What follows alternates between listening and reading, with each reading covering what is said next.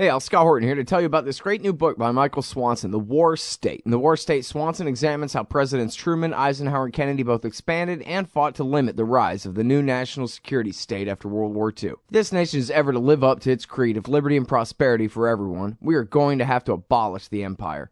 Know your enemy. Get The War State by Michael Swanson. It's available at your local bookstore or at Amazon.com in Kindle or in paperback. Just click the book in the right margin at scotthorton.org or thewarstate.com. All right, you guys, welcome back to the show. I'm Scott Horton. This is my show, The Scott Horton Show. And again, sorry to trouble you, but it is fundraising week here at the show. I don't know why I should be ashamed. Antiwar.com does their fund drive. KPFK does their fund drive. I'm doing my fund drive. scotthorton.org/donate. So, yeah, that's all I got to say about that. All right, next up on the show is our friend Dan McAdams from the Ron Paul Institute for Peace and Prosperity. Welcome back. How are you doing? Hi, Scott. Great to be back with you.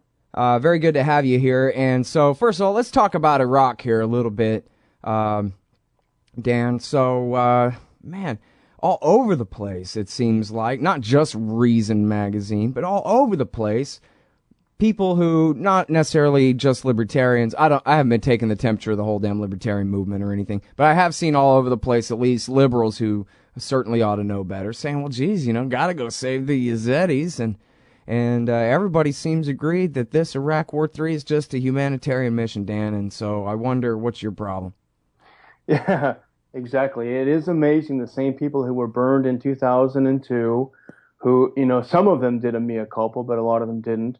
But here they are back again for more punishment, and we actually just put up a good article by Pepe Escobar, who's always entertaining but also very insightful. And he makes the point that this whole idea about it being a humanitarian gesture was basically an afterthought that the Obama administration tagged on because he knew that he would get a lot of people on board. But what Pepe points out, and I think it's a pretty good point, is that a lot of this has to do with avoiding another Benghazi. Because, in Kurdistan, there is a U.S. consulate, quote unquote, that's home to thousands of CIA agents who are running around doing all sorts of things. And there was a real danger that this place would be overrun. And he points out that has a lot to do with it, as also the idea of a regime change in Baghdad, which we're seeing sort of a slow motion regime change over the past couple of days, where the U.S. once again gets tired of its puppet and wants to put a new one in power. Mm-hmm. So, unfortunately, people are very gullible, and you wrap it in a humanitarian angle, and nobody stops to think, well, hold on, if bombs created this mess in the first place, how can more bombs solve the mess, afterward? So it is a very unpleasant situation to watch so many people falling behind yet more war propaganda. Yep. All right, now, so here's the thing about the Islamic State, though. Is that when Patrick Coburn compares them to Nazis, their fanaticism to the Nazis, their chauvinism, when he compares their mentality to the Khmer Rouge, that they're, basically just nihilistic butchers, perfectly happy to kill women and children without the slightest thought, just as much as a fighter, and hell-bent on one way or another, a final solution of the Shiite problem and whatever other problems that they bring on for themselves. And so what about that? What about the fact that, when they called Noriega Hitler, it was a stupid joke. It was ridiculous. But if you call this guy Baghdadi Hitler and the people around him a bunch of, fanatics as bad as Nazis, man, you might have a point there. So isn't the lesson of World War II? We got to start these wars earlier to prevent the rise of people who are really this bad from coming into power, Dan. There may be something to that, but when the time to stop this war was?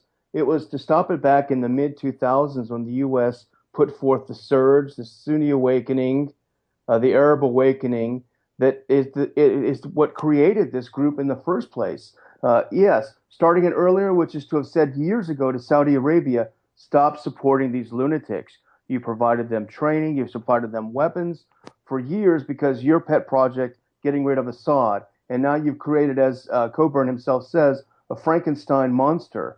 Stopping it early would have been for the U.S. to tell Turkey, stop leaving your border open for the transshipment of weapons to these lunatics who now make up more than 80% of the resistance against Assad in Syria. Stopping it earlier would have meant telling the CIA, stop training these people in secret bases in Jordan and Turkey. The vetting process, as we all know, it's been well reported, was haphazard at best. So, and actually, David Stockman has a new article out that's very good. He says, how is it that these guys became so adept at using very high-tech precision weaponry in very short order? The answer is they've been trained by the CIA for years. So I would agree with people who say that. Stop it before it starts. Unfortunately, the horses are already out of the barn. It's already started. And nobody's looking at the people who caused the problem in the first place and who continue to exacerbate the problem. Yeah. Or worse, they say, this is America's responsibility, We're the ones who put these poor people in this position, and so now we've got to help them even more than if we were just some other third bystander country here. And even if you accept that argument, which I don't accept it for certain reasons, even if you accept that argument, the question is the approach that the U.S. is taking, will that be effective in solving the problem? Or does the U.S. even give 2 cents, I was going to say something stronger, about these people? 500,000 Christians disappeared from Iraq under U.S. occupation. Nobody said a word.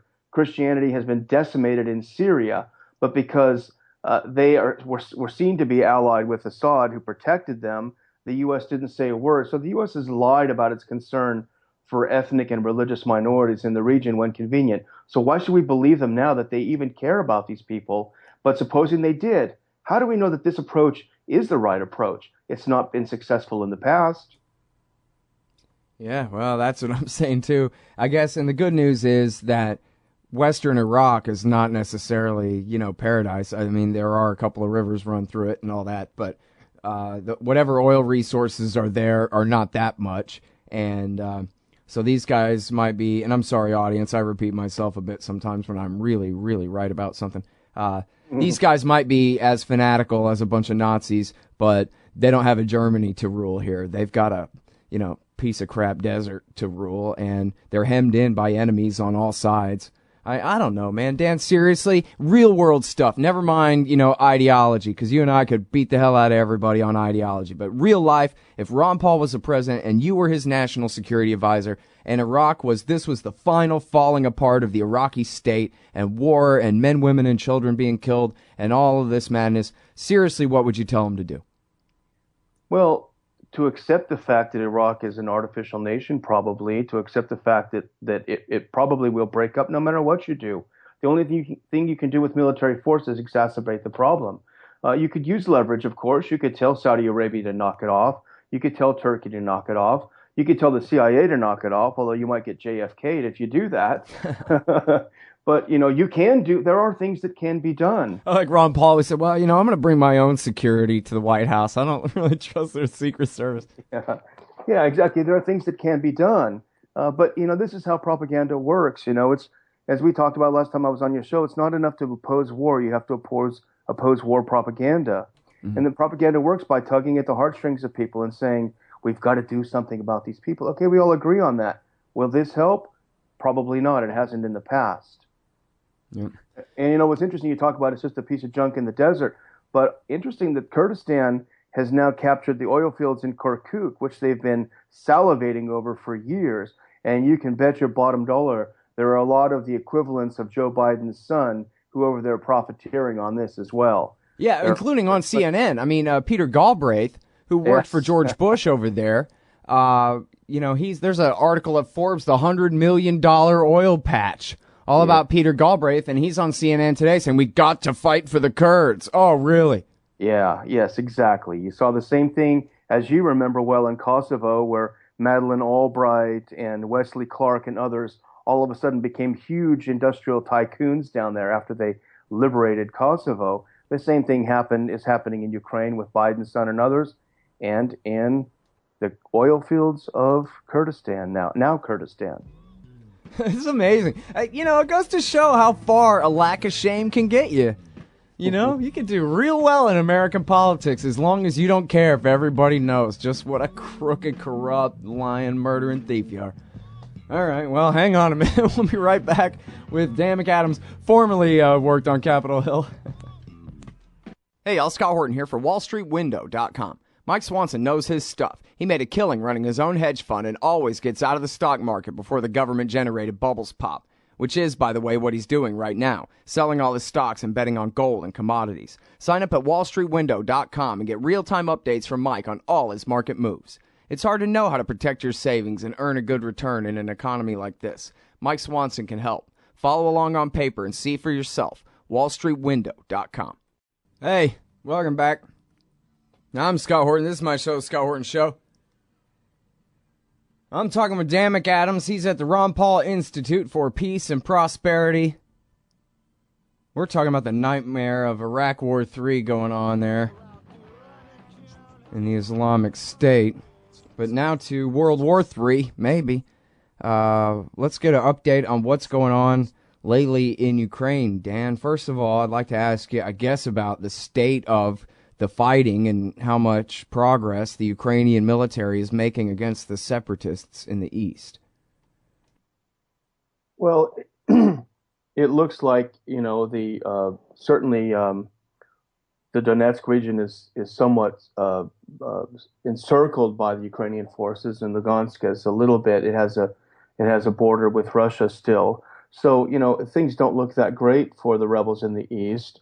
But aside from that, things look much worse for the civilians on the ground who have not been part of the fighting, but who've taken the brunt of the fighting.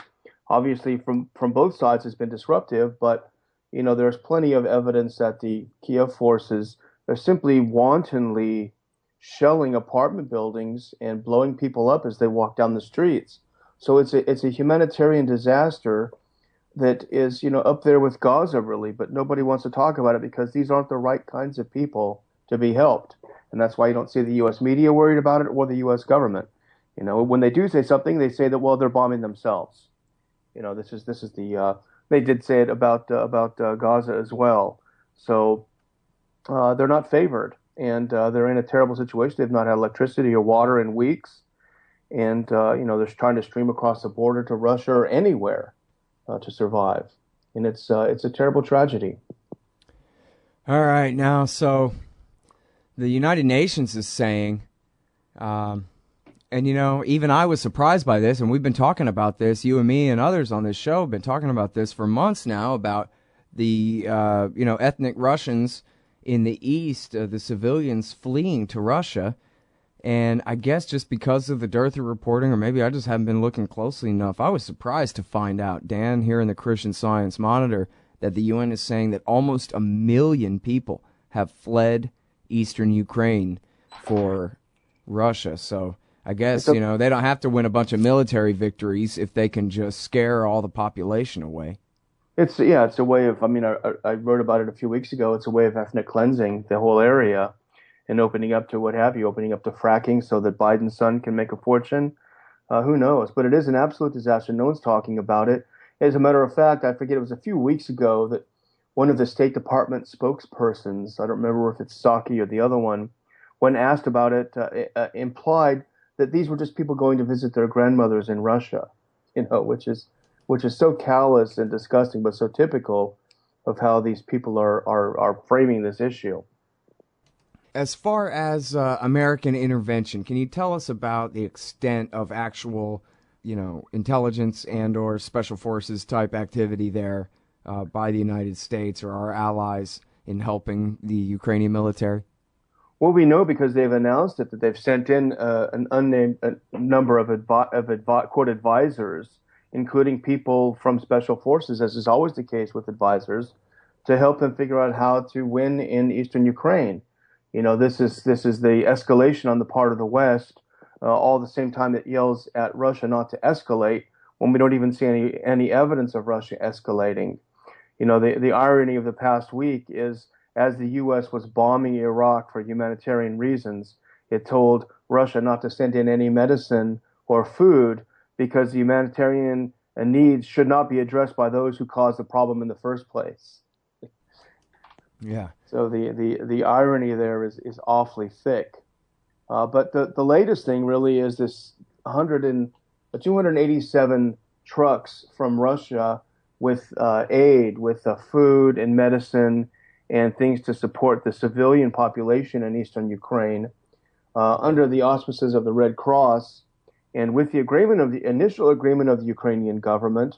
When I went to bed last night, they were leaving Moscow and everything seemed to be fine. I woke up this morning and Ukraine said, no, they can't come in. They're transporting S-300 rockets, into Ukraine, which of course we would know if that were the case. And then the latest we've seen is that apparently they will let them in, but who knows what kinds of hoops they'll be forced to jump through.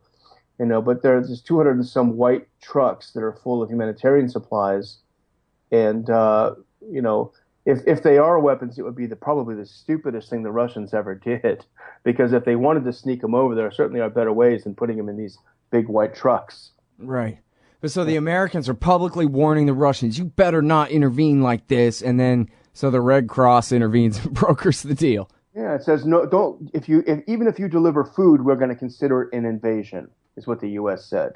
Yeah. Which is pretty bad. Well, and of course, when they run out of talking points to say for a little while, they just go right back to, oh, the Russians are about to invade. They're about to invade, which they've been saying for 6 months straight. Yeah, amassing troops on the border. And, the Western press are stenographers, not only for Washington, but Kiev as well. So every crazy thing that comes out of the mouth of these leaders who went from the streets of Maidan into parliament, where they're still fighting each other, if you've looked at any video from the Ukrainian parliament, you see endless fights going on in parliament. But they have the same street fighting mentality. They're saying the same crazy things, but the U.S. media, with very few exceptions, repeats it word for word. Yeah. Seems like they'd push back a little bit after 6 months of this, about to intervene. Do you have a Facebook post to show me or anything up there? Come on. That's this great AP reporter, Matt Lee, who keeps antagonizing these young State Department gals. Do you at least have some social media you can show us as proof? Yeah, something. Well. And what they don't say is that this is their own soil. And can you imagine if there was this kind of thing happening on the Mexican border with the threat of spilling over into the U.S.? You're telling me that we wouldn't have any military? Right. Look at this town. This town in Missouri, last night, where there was a little bit of rioting over an African American kid being killed by the cops. It looks like it's been invaded by the U.S. military. Yeah. Well, that's our next interview with Will Grigg coming up in just a second. Oh, perfect. Exactly. That's exactly it. So you're telling me if this were happening on the border with Mexico, the U.S. wouldn't move some troops down there? Right. Yeah, exactly. Well, and I'm sorry because we're just about out of time here, Dan, but I wanted to point out here this piece in the Hill about from the 1st of August about sending in more trainers and contractors and all that, and just the way they frame it, speaking of stenography, that and it's just such doublethink right in the first sentence. The Pentagon said it plans to send troops to train Ukrainian forces next year as the country faces continued aggression from pro-Russian separatists. So they're not even claiming that, they're trying to invade and conquer Kiev here or anything. They're separatists, and attacking them is defense from their aggression, all in one sentence. Yeah. There you go. And there's the damn music. I wasted the end of your interview there. Sorry, Dan. Soon, we will do this again. Thank you very much for coming back on the show. Thanks, Scott. All right, y'all. That's Dan McAdams.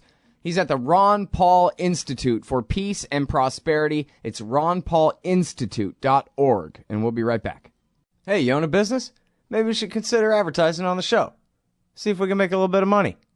My email address is scott@scotthorton.org. Phone records, financial and location data, Prism, Tempora, X-Keyscore, Boundless Informant. Hey, y'all, Scott Horton here for offnow.org. Now, here's the deal. Due to the Snowden revelations, we have a great opportunity for a short period of time to get some real rollback of the national surveillance state. Now, they're already trying to tire us by introducing fake reforms in the Congress. And the courts, they betrayed their sworn oaths to the Constitution and Bill of Rights again and again, and can in no way be trusted to stop the abuses for us. We've got to do it ourselves. How? We nullify it at the state level. It's still not easy, but the Off Now project of the 10th Amendment Center has gotten off to a great start. I mean it. There's real reason to be optimistic here. They've gotten their model legislation introduced all over the place, in state after state. I've lost count, more than a dozen. You're always wondering, but what can we do? Here's something important, something that can work if we do the work. Get started cutting off the NSA support in your state. Go to offnow.org. Hey, Al, Scott Horton here. It's always safe to say that one should keep at least some of your savings in precious metals as a hedge against inflation. And if this economy ever does heat back up and the banks start expanding credit, rising prices could make metals a very profitable bet. Since 1977, Robertson Roberts Brokerage Inc. has been helping people buy and sell gold, silver, platinum, and palladium, and they do it well. They're fast, reliable, and trusted for more than 35 years. And they take Bitcoin. Call Robertson Roberts at 1-800-874-9760 or stop by rrbi.co. Hey, Al, Scott here. If you're like me, you need coffee. Lots of it. And you probably prefer it tastes good, too. Well, let me tell you about Darren's Coffee Company at darrenscoffee.com. Darren Marion is a natural entrepreneur who decided to leave his corporate job and strike out on his own, making great coffee. And Darren's Coffee is now delivering right to your door. Darren gets his beans direct from farmers around the world, all specialty, premium grade with no filler. Hey, the man just wants everyone to have a chance to taste this great coffee. Darren's Coffee. Order now at darrenscoffee.com. Use promo code SCOTT and save $2. darrenscoffee.com.